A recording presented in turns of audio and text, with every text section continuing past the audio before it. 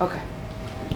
Sullivan, congratulations. When we spoke coming into this tournament, you said the time away from the sport really helped you learn a lot about yourself. What did you learn about yourself tonight? Man, I really had to dig deep there in rounds 2 and 3. I think Phil and I were both tired coming out of that first round, and I just had to dig deep and fight hard. You know, my face was busted up. I was breathing hard. I fucking couldn't feel my arms, and just kept fighting. And that's the kind of guy that I am, and that my coaches know that I am. And you know, when you're knocking people out in the first round, people don't get to see that. And I feel like today I got to show everybody what I'm really made of. You know. Were you shocked you didn't put him away with the head kick?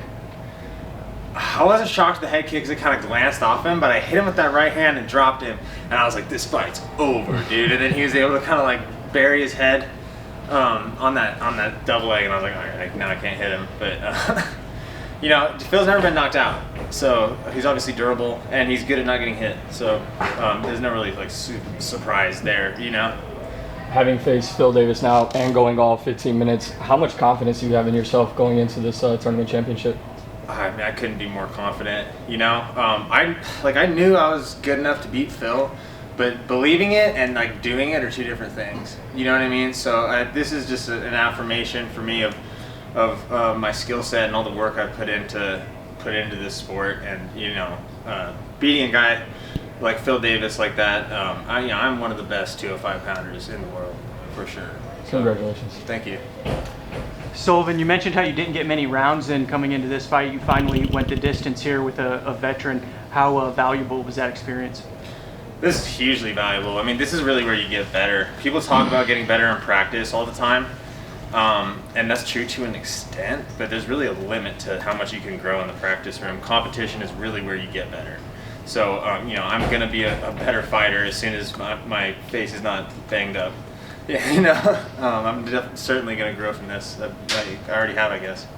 And then you'll be facing Antonio Carlos Jr. in the final. What's your opinion of him as an opponent? Another veteran, another really tough guy, world-class jiu-jitsu. So it presents a unique set of challenges. I don't think he can strike with me. You know, I don't think he's going to be able to find me. I'm going to be in and out and side to side, and I'm going to knock him out. Congrats. Thanks. Yes, sir. Is that? Yeah. Facing Phil Davis, I think it's an experienced guy, not being different eras, and now Antonio Carlos, another veteran of the game. At this point of your career, sharing the cage with those guys, what does it mean to you? You know, it means a lot. I didn't say this before the fight, but when I was like 13, I was playing the UFC video game at my house, and I remember there's like, you know, a quote that popped up, and it was like, there is no physical. The physical is only an extension of what you can do mentally. Phil Davis. Like that like stuck with me. So I was like, dude, I'm fighting Phil Davis. It was a really big moment for me, and I told that to Phil afterwards. Wouldn't have said that before. I wouldn't have said that in the interviews before the fight. But this is a really big moment for me, a really big test for me, and I rose to the occasion, you know? Thank you. Congratulations. So you've now proved yourself over 3 rounds. Are you ready, if you have to do it, over 5? I think so. You know, those 3 rounds were tough, but you know, I don't think I was any more tired than Phil was, and he's a vet who's gone 5 rounds. I put my conditioning up there with anybody. You know, we obsess over conditioning in our camps. It really is the #1 focus of a fight camp is conditioning, and I'm the hardest worker I know. And you know, I get an excellent. I'm a highly conditioned athlete, so yeah, I'll go 5 rounds. Also, the cuts are both below your eyes, but the doctors came in anyway. Were you at all worried at that moment? I mean, yeah. I thought I was winning. I was like, if they stop this fight, I'm gonna, I don't know, probably flip out. So thank God they didn't. Yeah, they're below the eyes, so you know, I don't think there's a ton of danger there. So I'm glad that they made the decision they did. And then lastly, you and Antonio seem to share a little funny moment. You both have eye injuries. Yeah, I was like, as soon as we get some ice on these things, we'll get ready to go. Yeah, he seems like a good guy. You know, Phil's a good guy too.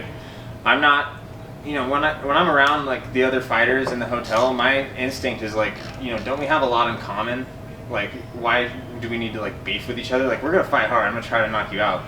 But like I respect these guys, and I think they would respect me too. And Jai, my coach, knows Antonio Carlos well. He seems like a very good guy, and we're gonna fucking get after it. Congratulations. I look forward to seeing Thank you. You gained a lot of new fans tonight with this win over an experienced veteran like Phil Davis. What is the message you want to tell the world and all these fans that they'll remember going into the finals? I'm gonna bring it every time. I'm gonna fight. I'm gonna fight hard, and I'm gonna go run offense on guys. I'm not gonna try to eke out with a safe win. I'm gonna put it down. I'm gonna put it on the line. Is that it, guys? Okay, yep, you're good then. Thank you, guys. Thanks so much.